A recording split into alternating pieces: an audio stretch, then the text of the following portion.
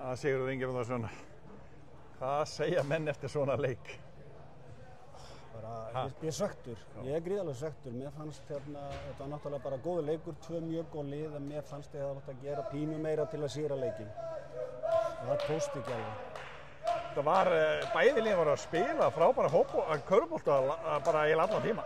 Mér fannst það og liðin að leggja sig vel fram og flottur leikur örugglega að horfa á og þeir að endaði þeirra megin og það er glatað. Þeir eru með 2 stóra sem voru að skora heilan helling. Það er erfitt að eiga við þá. Já, en þið gerðu það samt nokkuð vel. Já, þeir voru að hitta vel fyrir utan í dag.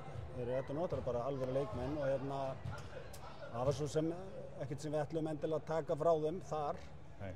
Ykkur stað verður að skora. Það er bara eiginlega eina sem að klikka okkur. Við vorum að hitta illa. Ég er með fullt af geggjum skiptum með bara það er enginn að hitta almennilega.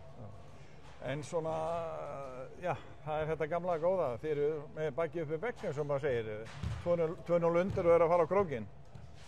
Já. Þið hefur gert ekki beint oft verið í þeirri stöðu, en stundum.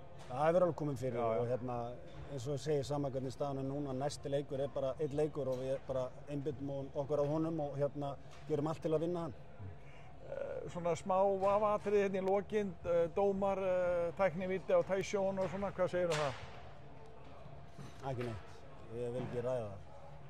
Þú varst ekki ánægður með það? Alls ekki, bara þvert á móti. En hvernig leikur upp með næsta leik? Þetta leikur fyrir ykkur? Við verðum bara á svipuðum nótum. Við þurfum bara að gera nokkur lítil atriði betur og þá sigrum við. Það er ekki nokkuð vafið annars. Liðið hefur verið vaxandi í undanförnum leikum, er það ekki? Jú. Og býr mikið í þessu lið. En þú sjálfur, hvernig er að hafa komið aftur inn í þetta í vetur? Hvernig er þetta búið að vera hjá þér? Bara geggjað, en leiðilegt er í tapa, mér finnst það ósanngjarnt. Leiðilegt. Þú hefur aldrei verið ánægður með að tapa? Nei. Þannig að þú ætlar ekki að tapa næsta leik? Nei. Takk.